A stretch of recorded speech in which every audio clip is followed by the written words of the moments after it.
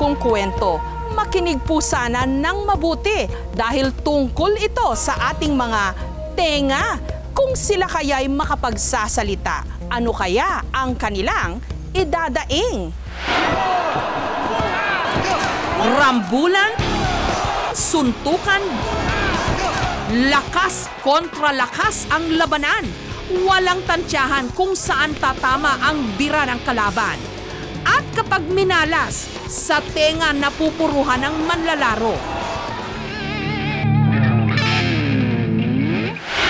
Ang resulta, tengang nagmumukhang cauliflower dahil sa namuong dugo, cauliflower ear. Ang cauliflower ears, nangyayari yan pag yung tenga, kunyari yung tenga, natatamaan o nakakaskas. Okay? Minsan sa braso, sa hita, sa mat o sa ring. Nagkakaroon ng dugo sa loob ng tenga. So, minsan namamaga siya. Kung nasa sport ka na ganito, pag may ganyan ka, ibig sabihin parang you're a veteran, you're experienced. Si Jerry, coach ng Philippine Wrestling Team, may cauliflower ear. Halos natakpan na nga raw ang butas ng magkabila niyang tenga dahil dito. Napabayaan rin namin dahil sa nawiwili rin kami sa pag-iinsayo dahil love rin nga namin itong laro kahit na masakit. Kasi sa una nga naman, parang namamaga itong parang kamatis dahil sa sobrang tama-tama. Kahit na masakit na tuloy pa rin, so naging ganito. Kung halimbawa nasa cellphone or telephone, medyo may kahinaan na yung dating pag dito may totok. Pero para sa akin, ayaw ko na rin na pa-opera ito kasi kung kahit mawala yung medal ko, itong tinga ko hindi mawala, symbol ko as a wrestler. Karangalan daw kasi para sa mga wrestler ang pagkakaroon ng ganitong klase ng tenga. Pero ayon kay Dr. Levi John, eye, ear, nose, and throat specialist, lubhang delikado raw ang pagkakaroon ng cauliflower ear. Pwede naman daw ipahigop ang dugong namuo para maagapan ang paglobo ng tenga. Ang pinaka-grabbing effect niya, aside from the aesthetic deformation, is the fluid might go inside the eardrum. So ano mangyari? Hindi siya makakadinig, there would be hearing loss, okay, because there's a blockage of the external portion of the ear. Tenga ang isa sa pinakasensitibong bahagi ng ating katawan. Konektado ito sa ating utak at sa halos lahat ng ating sensory organs, gaya ng mata at dila. Patunay kung gaano kasensitibo ang ating mga tenga.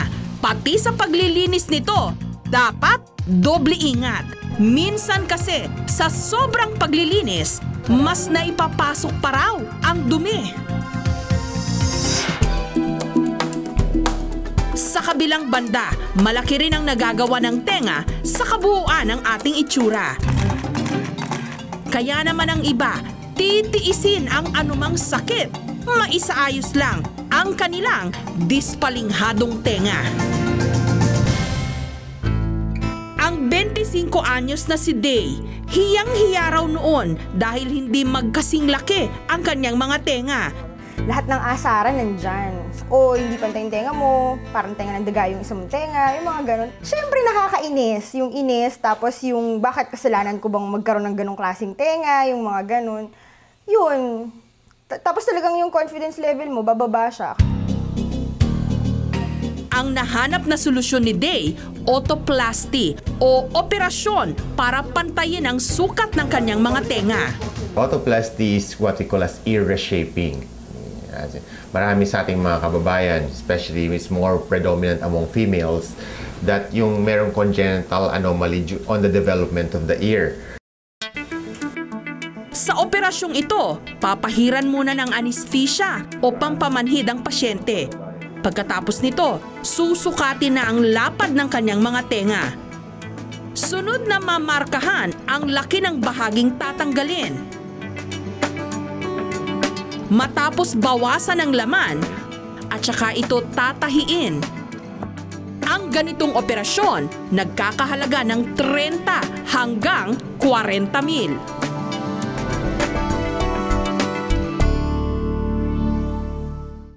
Matapos sumailalim noon si Day sa otoplasty, naging abot tenga na raw ang kanyang mga ngiti.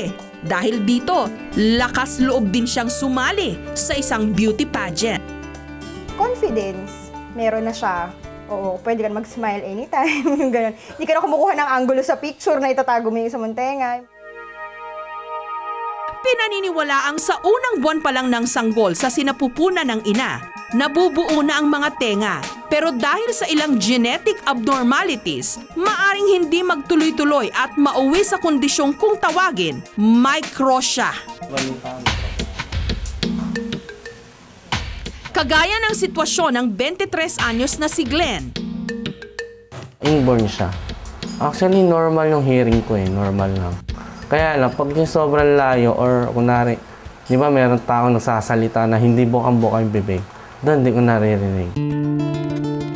Mas naramdaman daw ni Glenn ang problema niya sa kanyang tenga nung nagkolehiyo na siya. Pag enroll ko ng nursing, sabi ni, nakapasa ako, so sabi nun din, hindi nila matanggap ako. Kasi nga, isang gamit na ginagamit ng nurse, stethoscope. So yun, tinransfer nila ako sa biology. Pero gusto ng mother ko na ipa-opera dapat. Kaya na nagdadalawang isip din siya. Pwede maging critical daw. Sa cylinder, parang ganito rin.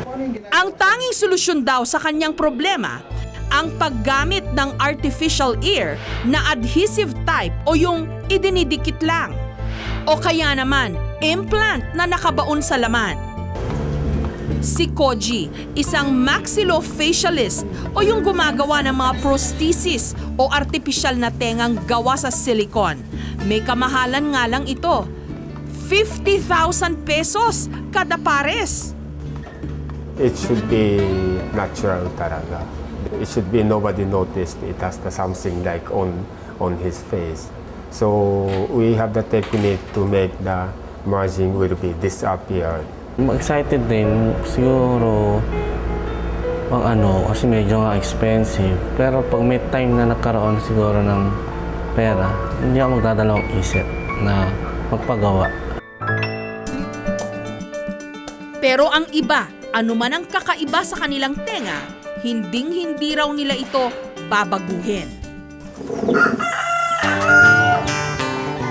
Bago dumiretso ng sabungan, may pampaswerteng orasyon muna ang mga sabungerong ito para maging liyamado raw sila sa sabong. Ang paghimas sa kuntil sa tenga ng magkapatid na Jonel at Jonaline. Tinatry ko rin lahat ng lock. May narinig ako na once na humipo ka sa kuntil, good luck daw yun. Hindi ko na lang pinapakialaman kasi parang pag-ihipon nila sa akin, parang natutuwa sila. Ayun, parang nagiging kasiyahan ko na din. Nang dahil daw kasi sa kuntil sa tenga ni na Jonel at Jonaline, inulan ng biyaya ang kanilang pamilya. Nagkaroon daw sila ng sariling bahay, sasakyan at maliit na tindahan. Iniisip ko na talagang swerte nga ito kasi sabi ng matatanda, talagang bihira ang may ganun. Pero ang kuntil sa tenga, kapag napabayaan, maaring maging cancerous o pagmula ng cancer, lalo na kung nag-iiba ito ng kulay at nagsusugat. Yung iba, pinapabiopsy natin para malaman kung benign or malignant. Kasi may mga ibang bukol na tumutubo sa ear na baka malignant. Subalit sa kaso ng magkapatid, hindi naman daw cancerous ang kanilang mga kuntil. Hindi rin daw ito sagabal sa kanilang pandinig, kaya wala raw dahilan para ito'y kanilang ipatanggal. Kasi po parang lucky charm, baka po pag pinatanggal ko pa lalo pang dumami. Tulad ng anumang bahagi ng ating katawan, dapat pakaingatan ang ating mga tenga.